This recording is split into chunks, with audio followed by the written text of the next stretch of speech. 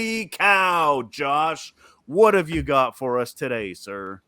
Well, anything I say in a cow kind of pun is going to fall flat after you come in with "holy cow." But this is a good article because we constantly get accused of only picking on like Christians on all these shows, and now we got something that seems to be more focused on the Hindu religion. We got an article, "When Sick Cows Can't Be Culled: India's Battle with Brucellus" by Sandy Org, and I had to watch a bunch of videos to see how to pronounce Brucellus, and I'm hoping that I did it right because I can't remember how I heard it earlier today. But Brucellus is a highly contagious and chronic disease caused by a bacteria that affects mainly livestock, sheep, goats, and cattle, which is the important one in this article. It can also be transmitted to humans. The infections cause late-term abortions, poor fertility. I struggled on that word, and reduced milk production. The disease can cause a loss of billions of dollars across India, and they're only kind of doing like half measures with this thing. Because they think cows are sacred in the Hindu religion, they're not going to cull the cows like they've done across the world with this problem, and other spots of the world. It's not really even a problem. It's like a rare thing that pops up here and there, but in most parts of the world, they'll give them the vaccine, test the cow to see if they actually have come down with it, and if they have come down with it, they cull them or slaughter them, whatever version you want to say. They kill the cow, and over there they do the vaccine. So I'm going to give them like a C for effort, and like at least they're trying something based around science. They're not completely devoid of it. But then when they find a test that the cows are actually infected, they will try to like we'll move those cows over to another part of the ranch or something like that, trying to isolate them with a chronic disease that is not going to go away. And most of the time, it doesn't seem like they have the conditions to do this. It's like they want to make it happen, but they can't get it to happen because they don't have the resources to like separate every single cow that comes down with it. Anybody else? How could you? I mean, if you can't cull them, then how could you possibly have a reasonable solution other than mass quarantine in a country that's doesn't have enough resources for its human population, let alone its bovine population? But Cindy, what did you have for us on this? Yeah, this right there is the cost of superstition. Yes. I mean, yes. India is very, very religious and superstitious country. But that's just one example. I'm really tired of seeing all these examples we see throughout history where humanity had to tiptoe around those crazy beliefs because we don't want to make those people feel wrong or stupid or anything like that. So we're going to try and walk around and find workarounds to solve this problem. When we know what the solution is, we need to kill these cows. Go to a fucking science class already. I mean, what about cows is sacred? What this very idea why cows and not I don't know any other animal. It's the cheese. It makes no sense. We are facing a world-shattering crisis with climate change, and instead of trying to find meaningful solutions, we have to waste our time with those nonsensical beliefs. It's about time we teach critical thinking in every single school in every single country in the planet. It's like I said earlier, it's 50 years ago time to do it. Agreed. I would Cynthia, say, what did you have for us? I was going to say 500 years, but who's counting? But anywho, yeah, these sacred cows, boy, I tell you, no more. And the crazy thing about it is like when I read this article, like I felt mixed, and the reason being is, I like animals, you know. One of my highlights is like especially in the spring and summer when I would do our annual trek to the south with me and my dad. We would drive through Illinois, and to Tennessee, and like a lot of times we would see farms on the way, and you would see the cows and sometimes horses and other different farm animals, and I even remember that my mom told a story about a cousin of ours who was from Jamaica who's never seen like a cow per se like here and call the cow a big dog. But we laughed at him. Yes, we did. But regardless of that, you don't necessarily want to, just like say, okay, let's just like kill animals in order to like save the population. But in this particular case, like that's the only way that they're going to be able to get this particular infection under control. I mean, because like one of the things that they mentioned about the vaccine that they want to use is that it's a very crude vaccine. They can only do it to Right. calves or to cows who've never had who are not pregnant, because if they give it to a pregnant cow, the cow will abort the calf. And also the way that they are practicing getting it out now, because like the vaccine would according to the article said that based on the models that they have ran, that any program that focuses mainly on vaccination would take 10 to 20 years to decrease the prevalency of the disease down to only 2 to 3%. So there still may have a very insignificant change vaccinating the cows. And the reason being is because like they're not considering to call the infected ones.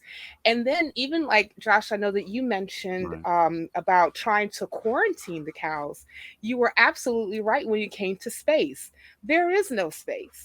Like farm most of the people who actually have It's cows India. Yeah. it's India, right? It's India. There is no space, and often, if you're trying to quarantine like cows who happen to be sick, farmers have to foot the bill for that, and the money in order to foot the bill to actually quarantine your cows properly is more than likely is not existent, and nor is like the space to actually quarantine the cow. So the the answer would make sense in order for them not to necessarily have this disease to spread as prevalent as it does, is to kill the or cull the cows that are affected. But because the cow is considered holy, sacred, holy cow, Batman is.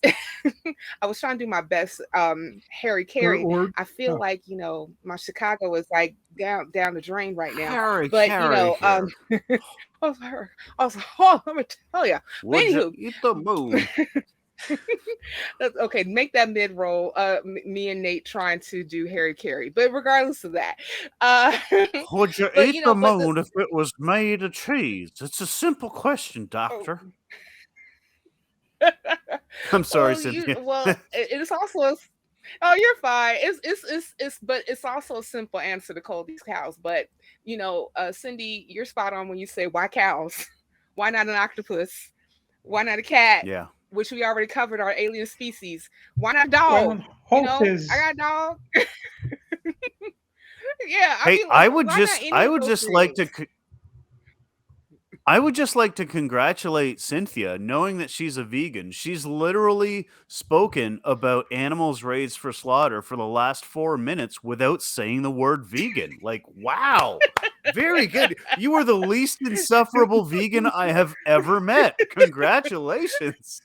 Well, I'm more That of is a amazing. pescatarian. And like, I'm more of a pescatarian plant-based person. okay, So like, okay, I will fair. eat fish, but I'm mostly plant-based. But but fish yeah, are I mean, but the sacred. thing about it is that That's fair. That's fair. yeah, yeah. Thank you. I mean, but the thing about it is that when it comes to any of these things, because I didn't become that way because of like I guess like moral implications for animals. I did that because my health was like going crazy.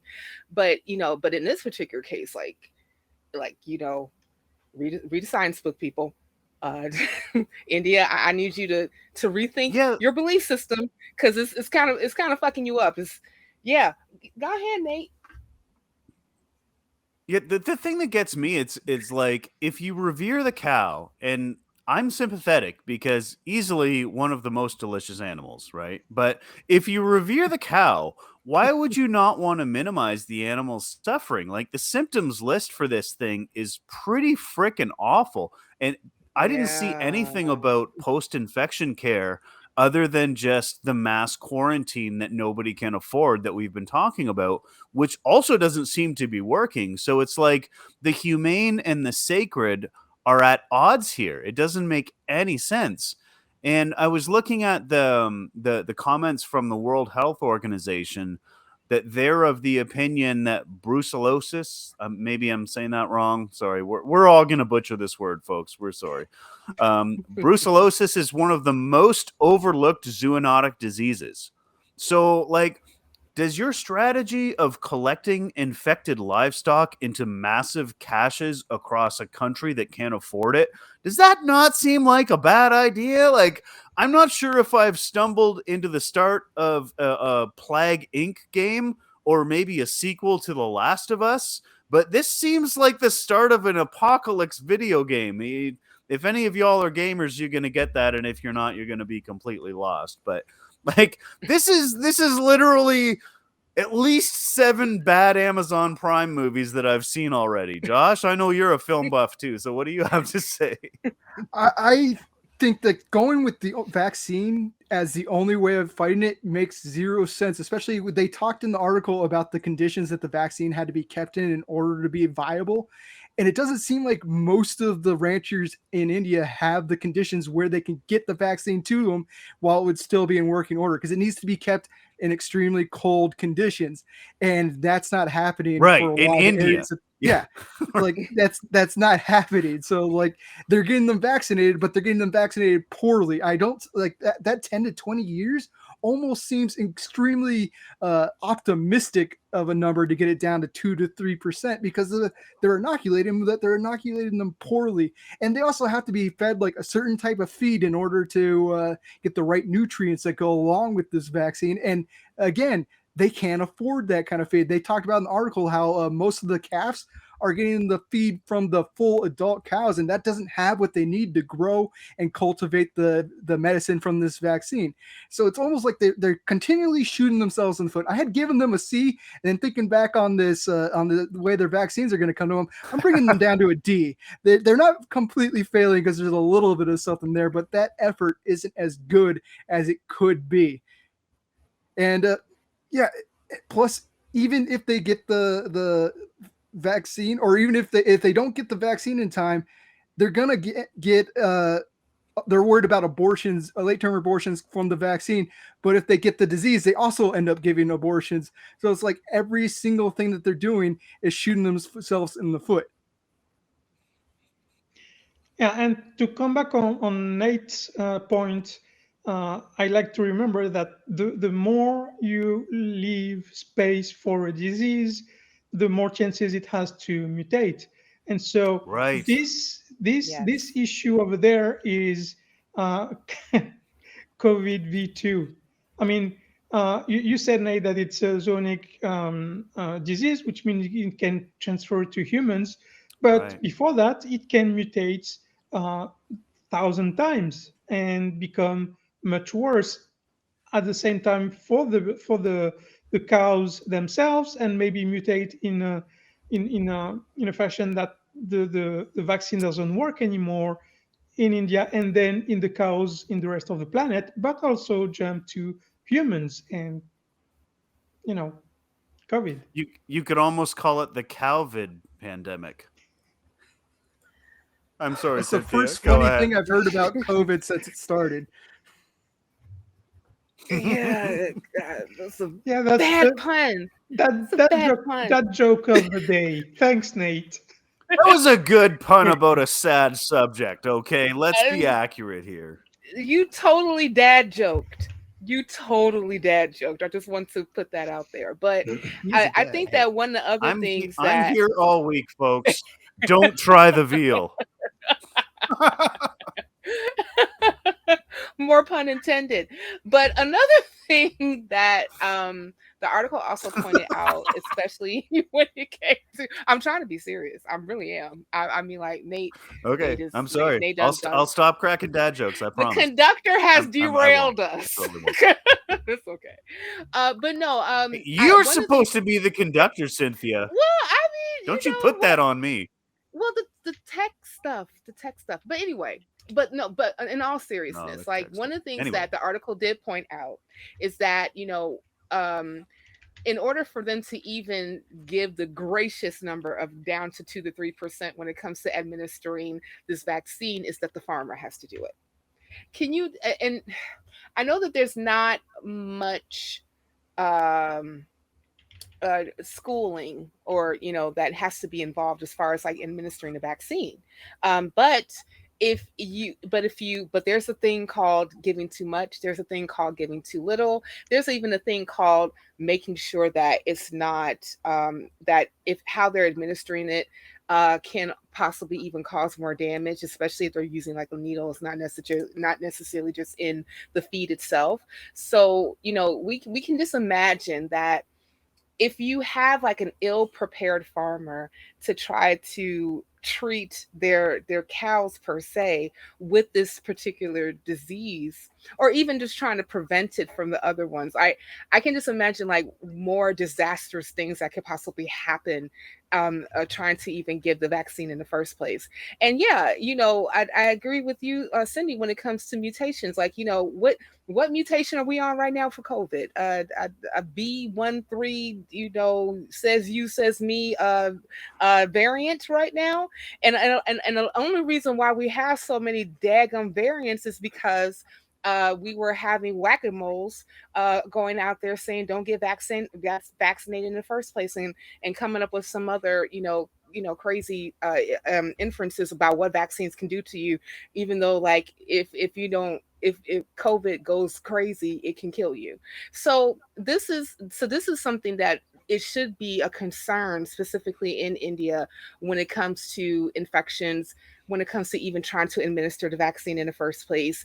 And again, I just have to say, and this will be my final thought, that uh, this is where, like Cindy said, it talks about like reintroducing critical thinking and reason, because like even if you want to have your pantheon of gods that you believe in, I think that it has to be balanced, or should be balanced, with what makes sense, especially in your particular situation that you're in right now.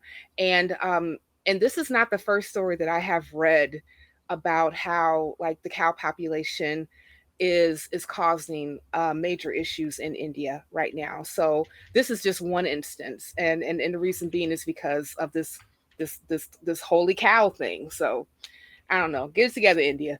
That's all I got to yeah. say.